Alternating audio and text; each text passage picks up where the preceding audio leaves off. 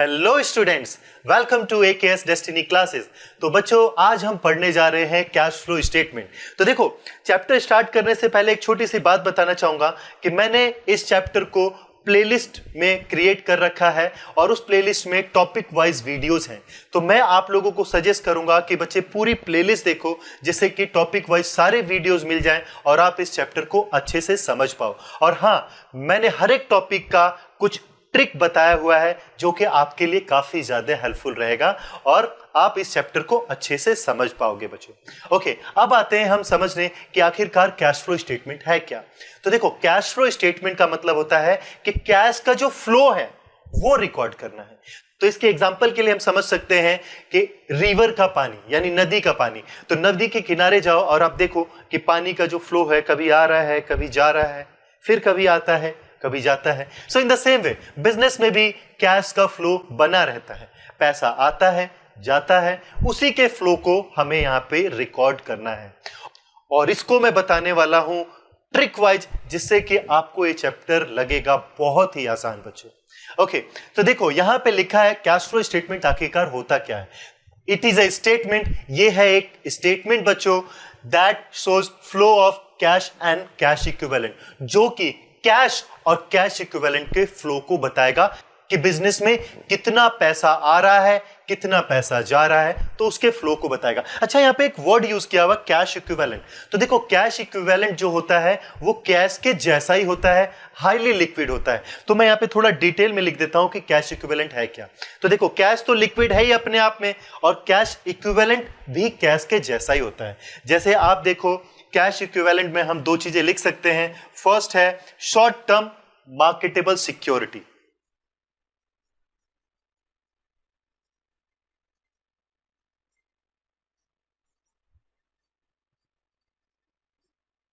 यानी आपने short term के लिए पैसा इन्वेस्ट कर रखा है सिक्योरिटी में, तो आप जब चाहो उसे बेच के लिक्विड यानी कैश ले सकते हो। उसके बाद है बच्चों बैंक बैलेंस।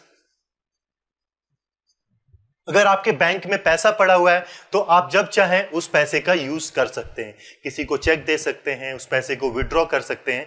तो यानी कि कैश एंड कैश इक्विवेलेंट का मतलब है कि कैश और कैश के जैसे वाली चीजें। तो कैश के जैसी क्या है? एक तो शॉर्ट टर्म मार्केटेबल सिक्योरिटी है और दूसरा बैंक है। तो ये चीजें कैश जैसी ही ट्रीट करी जाती हैं। Okay, during a given period of time, एक पर्टिकुलर टाइम पीरियड में कैश फ्लो स्टेटमेंट बनाया जाता है कि उस टाइम पीरियड में कितना कैश आया है और कितना कैश गया है। ओके, नेक्स्ट है इस टॉपिक का जो बहुत ही इंपॉर्टेंट टॉपिक, डिफरेंस यानी चेंजेस। यानी जब इस चैप्टर को हम पढ़ेंगे बच्चों, तो हमें हमेशा चेंजेस लेना होगा। यानी आपके जो बैलेंस शीट है ना, उसके 2 ईयर्स दे रखे होंगे। जैसे मैंने कहा 2019 का दे रखा है, फिर 2020 का दे रखा है, तो उसके डिफरेंसेस को लेना है। जैसे एक एग्जांपल लेते हैं, सपोज करो कि फर्नीचर का जो बैलेंस है पहले था 2019 में 20,000 था, और 2020 में वो हो गया 25,000। तो आप देखो 2019 में क्या था और 2020 में क्या था, तो चेंजेस कितने आए हैं इसमें? 5,000 का। तो हमें कैश फ्लो स्टेटमेंट में इस वैल्यू को टेक करना है जो 5,000 चेंजेस आए हैं। राइट स्टूडेंट्स, तो अब समझते हैं हम लोग क्लासिफिकेशन ऑफ कैश फ्लोज। यानी कैश फ्लो को 3 एक्टिविटीज में डिवाइड किया गया है बच्चों। पहला होता है ऑपरेटिंग एक्टिविटीज, दूसरा होता है इन्वेस्टिंग एक्टिविटीज, और तीसरा होता है फाइनेंसिंग एक्टिविटीज। और हाँ, ये अकाउंटिंग स्टैंडर्ड 3 रिवाइज में आते हैं बच्चों। ओके, समटाइम्स एग्जाम में पूछ दिया जाता है कि अकाउंटिंग स्टैंडर्ड क्या है, तो आपको पता होना चाहिए कि 3 में आएगा, या प्रैक्टिकल में पूछा जा सकता है क्वेश्चन। राइट, उसके बाद देखो बात ये आती है कि ये ऑपरेटिंग एक्टिविटी क्या है, इन्वेस्टिंग एक्टिविटीज क्या है, और फाइनेंसिंग एक्टिविटीज क्या है।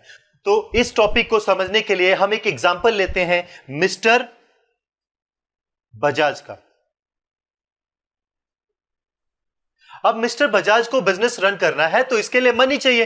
तो मनी का सोर्स है क्या, यानी पैसे का सोर्स है क्या? तो उसके लिए वो जो है कैश इनफ्लो करेंगे। और कैश इनफ्लो कहां से करेंगे? वो शेयर इशू करके।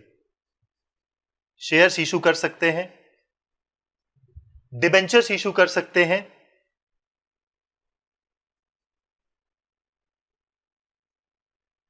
और बैंक से लोन भी ले सकते हैं। तो हम फाइनेंसिंग एक्टिविटी में यही देखते हैं कि हमारे सोर्सेज ऑफ फंड्स क्या क्या हैं जहां से हम पैसा ला सकते हैं बिजनेस के लिए। तो जैसे यहां डेफिनेशन में भी लिखा है, ओनर्स कैपिटल, या तो पब्लिक को शेयर बेच के पैसा लिया जाए या बोरो किया जाए, यानी बैंक से जैसे लोन वगैरह लिया गया है। तो देखो, तो कैश इनफ्लो यही है, यानी कि अगर मिस्टर बजाज को बिजनेस रन करना है तो उसके लिए पैसे चाहिए, और उसके लिए वो शेयर इशू करेंगे, डिबेंचर इशू करेंगे, बैंक से लोन लेंगे और बिजनेस का वर्क आगे प्रोसीड करेंगे। तो जैसे देखो, अगर शेयर इशू करा है तो डिविडेंड पे करना पड़ता है, डिबेंचर इशू करा है या बैंक लोन लिया है तो उसके बदले इंटरेस्ट पे करना पड़ता है।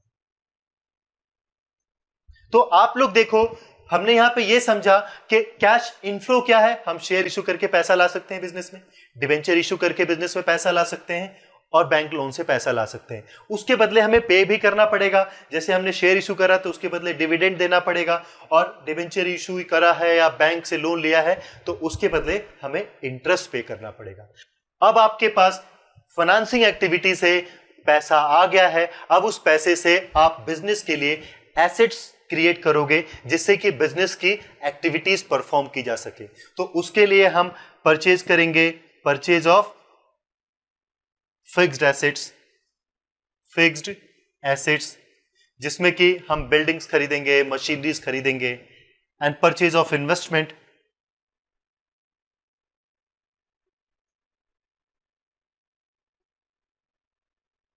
तो हमने अपने पैसे को यूटिलाइज करा बिजनेस की एसेट क्रिएट करने में, जिससे कि हम बिजनेस की एक्टिविटीज को परफॉर्म कर सकें।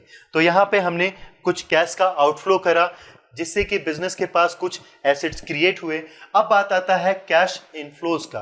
तो देखो, अगर हम इन्वेस्टमेंट कर रहे हैं तो हमें वहां से डिविडेंड मिले, तो हम यहां पे लिखेंगे डिविडेंड। अच्छा, अब देखो यहां पे कुछ बच्चे कंफ्यूज होते हैं, कहते हैं सर आपने डिविडेंड यहां भी लिखा है और डिविडेंड यहां भी लिखा है। तो उसके लिए देखो बच्चों, हम शेयर इशू करते हैं तो उस पे हमें डिविडेंड देना पड़ता है, और अगर हम कोई इन्वेस्टमेंट करते हैं तो उस पर हमें डिविडेंड मिलता है। तो इसलिए आप देखना क्वेश्चन में ध्यान से कि डिविडेंड इसके लिए भी हो सकता है, इसके लिए भी हो सकता है। ओके, नेक्स्ट आएगा, जैसे आपने परचेज ऑफ फिक्स्ड एसेट्स करी थी, अगर उसे बेच रहे हो तो कैश का इनफ्लो होगा, तो सेल ऑफ फिक्स्ड एसेट्स। तो देखो बच्चों, हमने ये समझा कि फाइनेंसिंग एक्टिविटी से मिस्टर बजाज ने पहले पैसे इकट्ठे करे, उसके बाद उसका यहां पे यूटिलाइजेशन किया बिजनेस के लिए एसेट्स क्रिएट करने में। अब बिजनेस के पास फंड भी अरेंज हो चुका है और एसेट्स भी अरेंज हो चुकी हैं। अब आ गया है हमारा मेन वर्क परफॉर्म करने का, जिससे कि हम रेवेन्यू अर्न करें, यानी कि कंपनी अब ऑपरेटिंग एक्टिविटी में रेवेन्यू जनरेट करने के लिए वर्क परफॉर्म करेगी। जैसे यहां पे लिखा भी है, main revenue generating activities of a business. तो देखो, तो कैश आउटफ्लो में आएगा cash purchase, paid to creditors, यानी बिजनेस की day to day activity perform करने के लिए हमने कैश में रॉ मटेरियल्स परचेज करे, क्रेडिटर्स को पैसे दिए, और उसके बाद कैश इनफ्लो कहां से आएगा? तो अब तो प्रोडक्शन एक्टिविटी चल ही रहा है, तो हमने सेल करा, cash sales receive from debtors.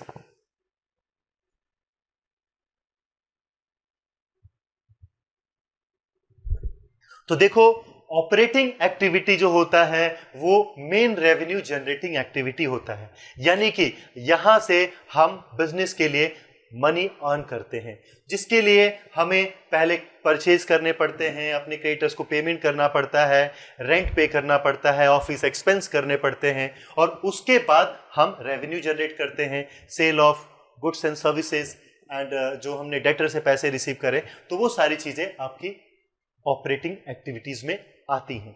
तो देखो, ओवरऑल मैंने कुछ एग्जांपल्स लिए हैं सबके, और सबको समझाने की कोशिश करी है कि ये एक्टिविटीज क्या होती हैं।